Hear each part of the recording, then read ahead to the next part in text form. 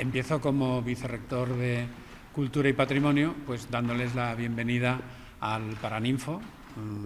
En esta ocasión, pues para presentar la primera de las exposiciones que en este mandato de la rectora Rosa Bolea vamos a llevar a cabo.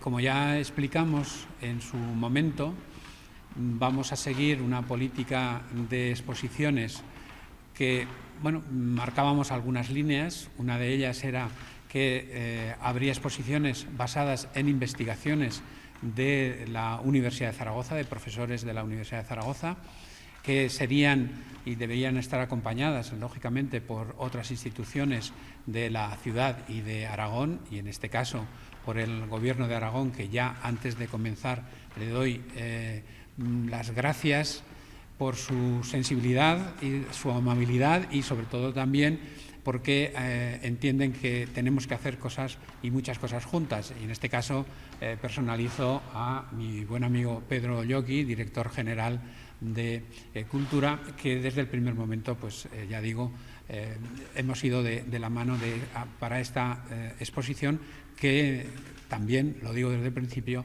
me parece magnífica, y que desde ese punto de vista pues debo agradecerle a la comisaria Carmen Morte, profesora de muchos de los que estamos aquí, el haber tenido la gentileza, la amabilidad, la inteligencia de poner por escrito muchas de sus investigaciones, cuyo resultado explicará nadie mejor que ella lo que significa la exposición en su conjunto. Insisto, mi intervención quiere ser simplemente pues de bienvenida, de agradecimiento, y sin más le dejo la palabra en primer lugar a la comisaria para que explique la exposición, y luego pues el director general dará fin. Buenos días a todos, todas. Gracias, Pedro Lloqui, director general, por venir a esta presentación, y también por esa sensibilidad que el Gobierno de Aragón, mejor dicho, tu departamento, tu Dirección General de Cultura, tuvo desde el primer momento que la Universidad de Zaragoza pues hizo esa propuesta de colaboración conjunta. Para mí es una gran satisfacción volver desde luego a mi universidad, porque yo llevo 5 años jubilada y estuve en la docencia más de 40 años. Agradezco desde luego al área de cultura de la universidad el que me hicieran esta propuesta de ser comisaria de la exposición. La verdad que ha sido todo un reto, debido a que no había demasiado tiempo, pero gracias a la investigación que durante bastante tiempo ya llevaba a cabo, y otras personas también, se ha podido ver realizada la propia exposición. Y os tengo que decir, un poco explicar el título, y así lo entenderán. ¿Por qué se llama Teatro y Pintura? En primer lugar, es el primer título de la exposición. Teatro y Pintura es porque hubo un proyecto, y el proyecto se puede decir que lo ideó hacia 1610 Francisco de Urrea y Aragón, conde de Luna, y que pretendía el ducado de Villahermosa, porque estaba en pleito con una sobrina suya, que en realidad era la que le correspondía el ducado porque su padre había muerto. Y entonces él idea un proyecto en el que se aunan teatro y pintura. Por eso es un proyecto tan singular, y ustedes podrán entender muy bien por qué se ha hecho este montaje de la exposición. ¿Y qué es lo que hace con todo este proyecto? En primer lugar, quiere hacer una comedia, y cuyo texto se lo entrega al dramaturgo Lope de Vega para que él haga precisamente un texto para la representación de esa comedia, que además es una representación que quería que fuera, como él dice mismo, porque afortunadamente tenemos la documentación. Quiero que se haga la primera representación, que se haga en el patio de mis casas mayores, que decían, lo que hoy entendemos por el Palacio de Villahermosa, que estaba en la calle Predicadores. Y dice, un patio muy amplio, grande, con columnas. Bueno, pues ya tiene lo que podíamos decir, esa idea de la representación teatral, y busca el mejor dramaturgo en ese momento para hacer esa comedia. Pero luego, claro, tiene que ir acompañada de otros elementos importantes, que es la pintura, que es lo que va a quedar. Porque, claro, una representación teatral no se puede hacer todos los días, pero sí unas pinturas que han quedado, que es lo que nos ha sobrevivido. ¿Y por qué quiere hacer teatro y pintura? ¿Y por qué quiere hacer entonces esta comedia? Lo que quiere es poner en valor, podríamos decir, al que inicia su linaje, el linaje de los Villahermosa. Alonso, hijo, además, de los amores que tuvo el rey Juan II, rey de Navarra y de Aragón, con una castellana, Leonor de Escobar, que además, quiero decir, está representado también en uno de los lienzos aquí presentes. Y, bueno, pues él lo que quiere es ensalzar su linaje y ensalzar a la figura, el héroe, el militar, que es lo que en ese momento, bueno, pues interesa a la nobleza. Y además, por una razón fundamental, porque él había sido, el que había iniciado el linaje, era, diríamos, no fruto de ese matrimonio, sino, bueno, pues de esos amores que a veces salen mejor, pero bueno, eso es otra historia. Y en realidad, él también había tenido esa descendencia que no era por vía legítima, que era como ellos decían, y le interesaba muchísimo. Y además por otra razón, porque es que Alonso de Aragón, por ser hijo del rey, siempre estuvo muy unido a las campañas militares de su padre. Y entonces era en un momento, aunque Francisco de Urrea y Aragón, el conde de Luna, el que digo que quería o aspiraba a ese ducado de Villahermosa, él no era un guerrero, él era además un humanista, un intelectual, que le interesaba mucho, como a su padre, lo que eran las colecciones, lo que era escribir, lo que era la biblioteca, pero de alguna manera le interesaba estar a bien. ¿Con quién? Con la monarquía hispánica. Y arrancaba de su padre. ¿Qué ocurrió? No sabemos, parece ser que la comedia nunca se llegó a representar, incluso no se ha encontrado ese texto hecho por Lope de Vega. No quiere decir que no, en algún momento o alguna vez saldrá, pero afortunadamente nos quedan estos cuadros. Y puede decir, bueno, ¿y cómo han llegado aquí o cómo están en el Museo de Zaragoza? Estos cuadros, en 1694, una duquesa de Villahermosa consorte, María Enríquez de Guzmán, ella, como no tenía descendencia, su marido ya había muerto, entonces lo que hace es que deja en el testamento, dice, los cuadros de la historia de la casa de mi marido que se lleven a Veruela, porque era otro panteón de los Villahermosa. Uno está en la iglesia de Pedrola y el otro era Veruela. Y allí están esos cuadros hasta mediados del siglo XIX, cuando, con motivo de la exclaustración, otro duque de Villahermosa llega allí y dice, bueno, si estos bienes ya no son de la iglesia y se van a subastar, yo me voy a llevar lo que es mío. Me llevo unos retratos a Madrid, que ahora están en Pedrola, pero estos cuadros los voy a donar al recién inaugurado Museo de Zaragoza. Y esa es la razón por las cuales afortunadamente tenemos aquí. Hay que decir que en la pintura, el proyecto pictórico, había dos series. Una primera serie que tenía 10 cuadros y una segunda serie que tenía otros 10, porque ellos querían esa armonía. De la primera serie, afortunadamente, podemos decir que se conservan los 10 primeros cuadros, cuyo protagonista fundamental, indudablemente, es Alonso de Aragón y su padre, Juan II. Pero de la segunda serie solo se han conservado 5 o no se llegaron a pintar en total. Y en esta segunda serie, además de aparecer nuevamente Alonso de Aragón, pero ya entra en el escenario Fernando el Católico, Fernando II de Aragón, que ellos tenían, claro, en realidad eran parientes, descendían de Juan II, tanto los Villahermosa como el propio Fernando el Católico. Y al final también incorporan otro personaje muy importante, Juan, le conocían con el nombre de Juan de Ribagorza, porque ellos habían sido condes de Ribagorza, y era duque de Luna, porque el ducado de Villahermosa en ese momento estaba en otra rama de la familia. Y precisamente el duque de Luna, que también estuvo muy unido a su tío, que era Fernando el Católico, fue virrey de Nápoles. Y bueno, pues ustedes podrán comprender que hay algún cuadro que está muy relacionado con esas conquistas que el duque de Luna hace precisamente en la Puglia, que era relacionado entonces con su virreinato en Nápoles. Y en esta segunda serie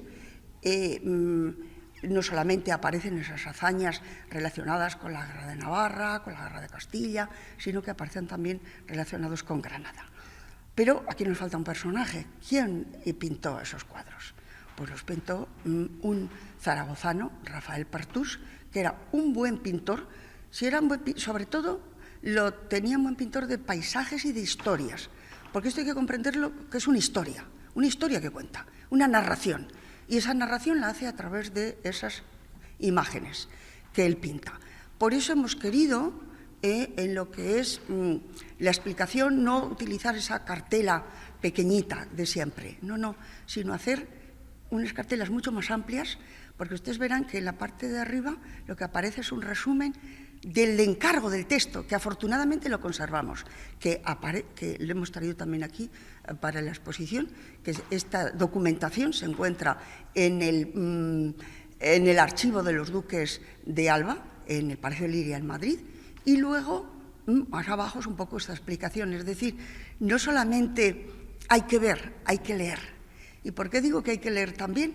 Porque en el contrato que se hace al pintor dice que además de lo que él tiene que pintar, que le da la norma de cómo tiene que hacerlo, o sobre todo le da la historia. Luego dice que debajo habrá un texto en latín, para que se entienda mejor lo que él ha querido decir. Bien, y la segunda, claro, esos textos en latín pues no los hemos puesto, porque desgraciadamente cada vez tenemos mucho más perdido el latín. Y luego la segunda parte de la exposición, que es ese mecenazgo de la Casa de Villahermosa. Si esto lo encarga un Villahermosa, otra Villahermosa lo manda a Veruela y otro Villahermosa lo dona al Museo de Zaragoza, habría que también hacer, aunque fuera un pequeño apartado dedicado a esa proyección artística que tuviera en la Casa de Villahermosa hasta prácticamente nuestros días. Y precisamente también en esa segunda parte, que está en la otra sala, dedicada entonces a los Villahermosa, pues allí hemos traído una serie de obras que fueron donadas por los Villahermosa. Algunas se encuentran en el Castillo de Javier, en Navarra, otras proceden de aquí, del aseo de Zaragoza, que son esas donaciones que hacen. Y luego también está, lógicamente, las obras del Museo de Zaragoza, dos maravillosas esculturas clásicas romanas, que además una la compra el duque de Luna, que yo he hablado antes, ese Juan de Ribagorza, la compra cuando él está de virrey en Nápoles, y la otra la comprará su nieto en Roma, Martín de Gurrea y Aragón, que ese sí que al final es duque de Villahermosa y que además es el padre de Francisco de Gurrea y Aragón, que es el que encarga esta serie. Yo creo que, no sé si me he explicado bien, igual me he alargado muchísimo, porque yo me entusiasmo. Entonces hay que pararse.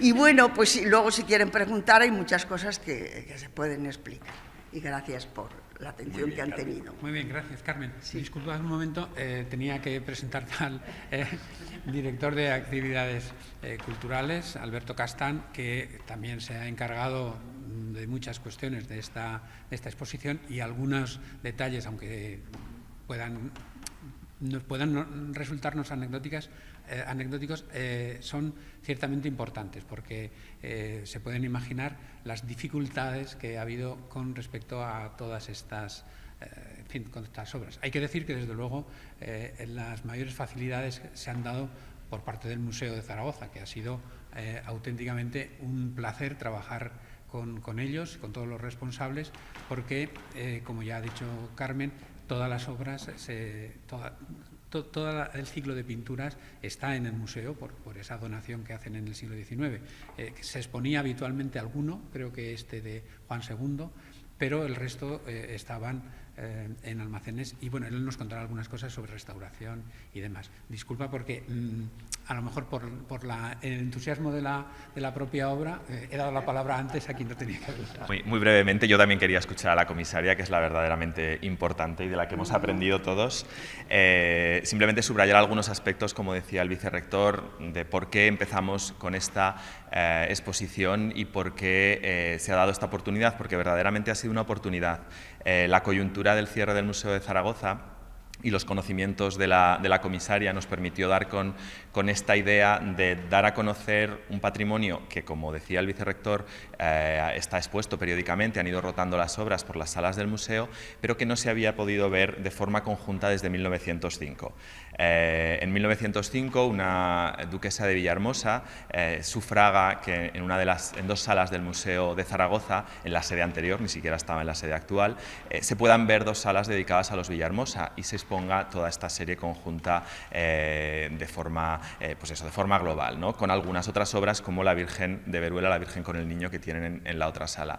Y quisimos, en buena medida, pues, aprovechar ese cierre, esa posibilidad del espacio que ofrecen las salas del del Paraninfo de Zaragoza, de la Universidad de Zaragoza, para reunir de nuevo toda la serie y que pudiera hacerse esa lectura con un punto didáctico, como apuntaba la comisaria, con esas cartelas que ayuden a entender la dimensión iconográfica de cada una de las obras y también la dimensión teatral, por eso el título y por eso la escenografía, ¿no?, que hemos tratado de construir a través del diseño expositivo de Javier Almalé.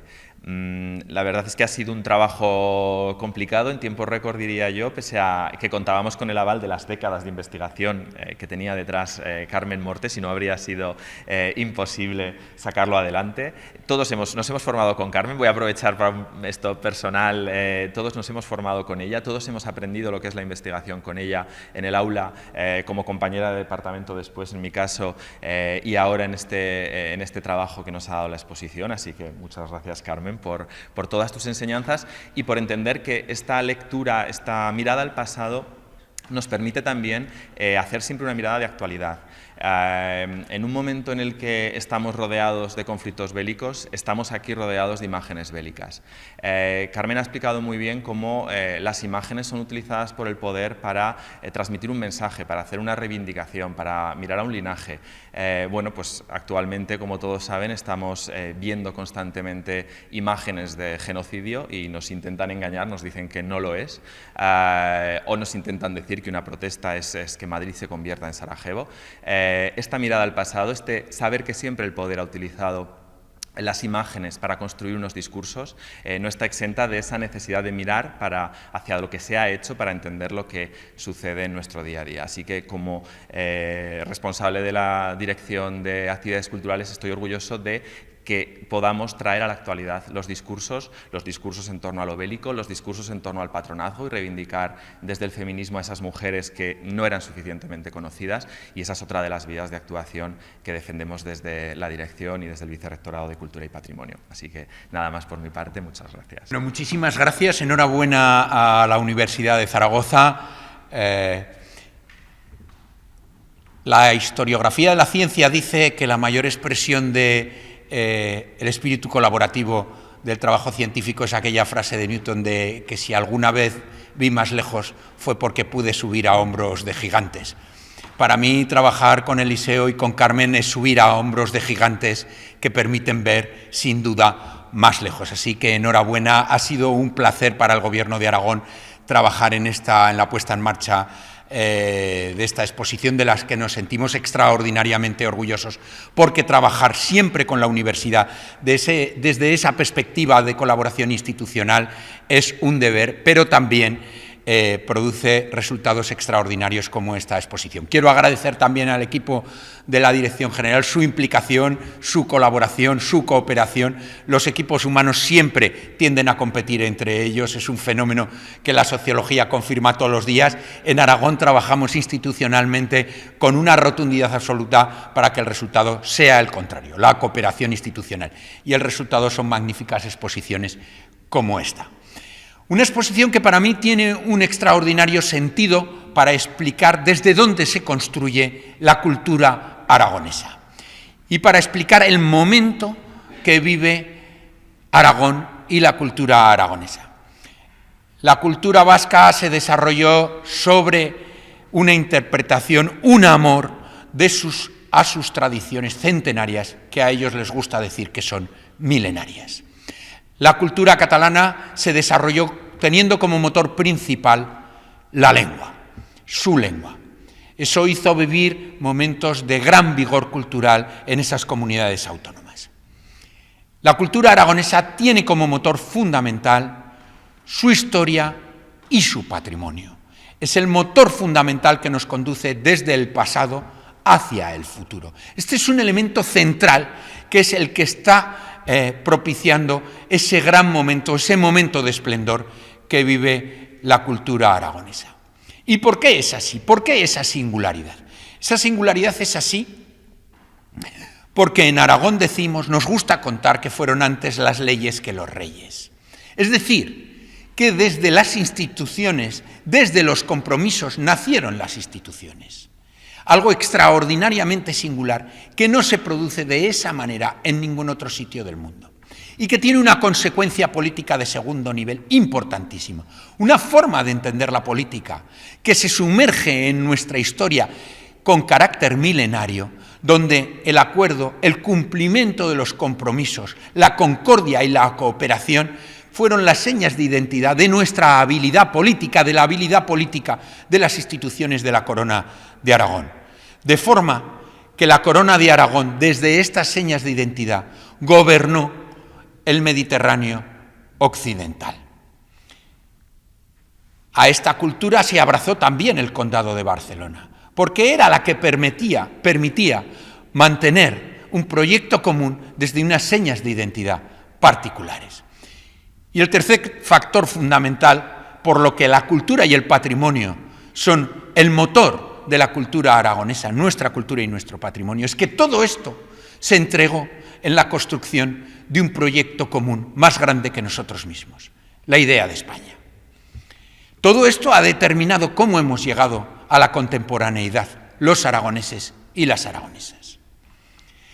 Cuento esto porque esta exposición pone de manifiesto la importancia de nuestro patrimonio y nuestra tradición histórica para el conjunto de lo que compuso la realidad política de la Corona de Aragón, también de la nobleza de esas casas fuertes que fueron configurando el poder de la Corona de Aragón y que lo llevaban desde su vida pública a su vida íntima. No era una expresión individual, anecdótica o privada, sino que representaba un continuo en la forma de conducirse esa nobleza aragonesa. Pero también representa un continuo.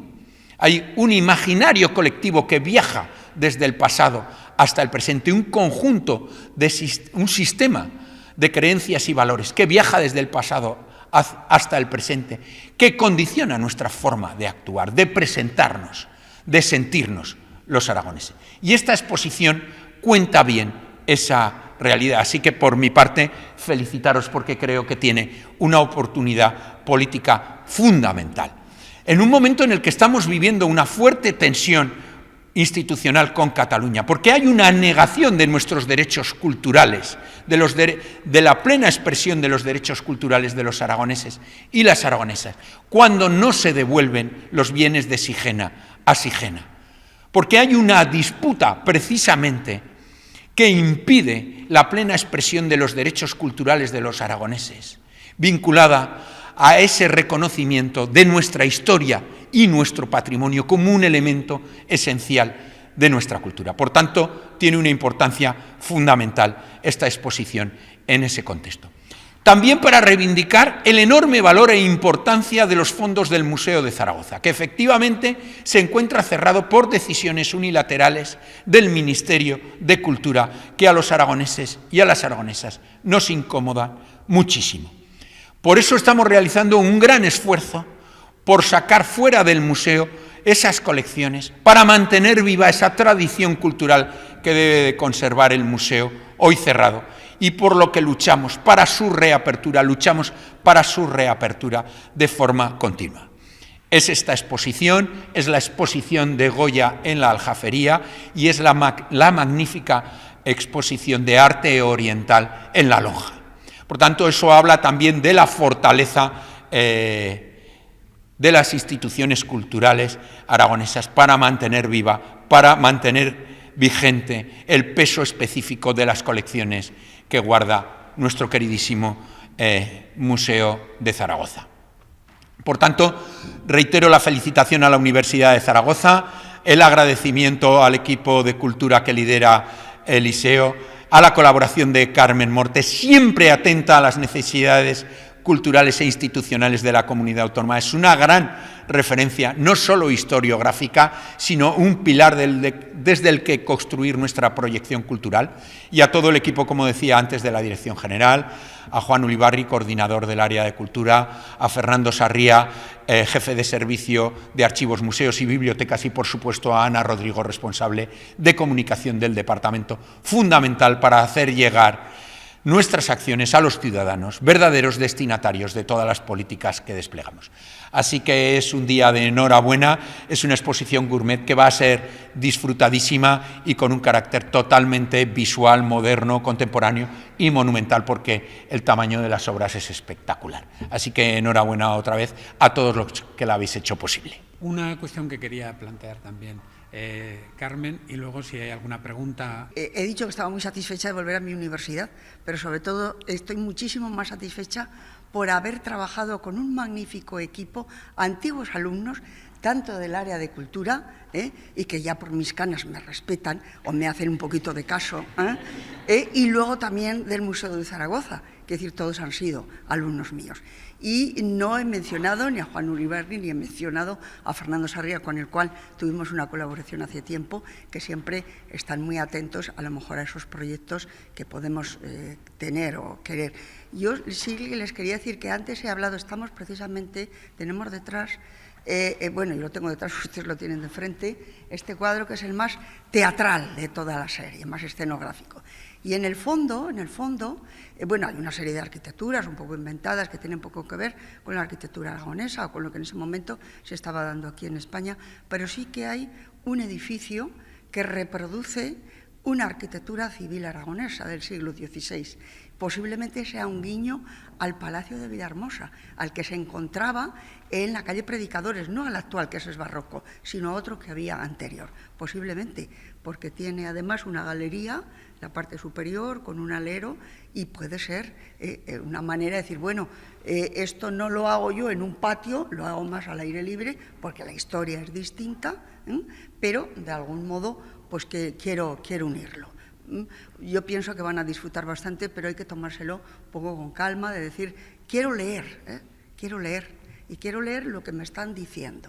Y si no lo veo con los ojos, me tengo que ir a las cartelas. Y gracias a todos otra vez, porque yo, en cuanto me dejan un micrófono, como ya lo he perdido hace 5 años, pues...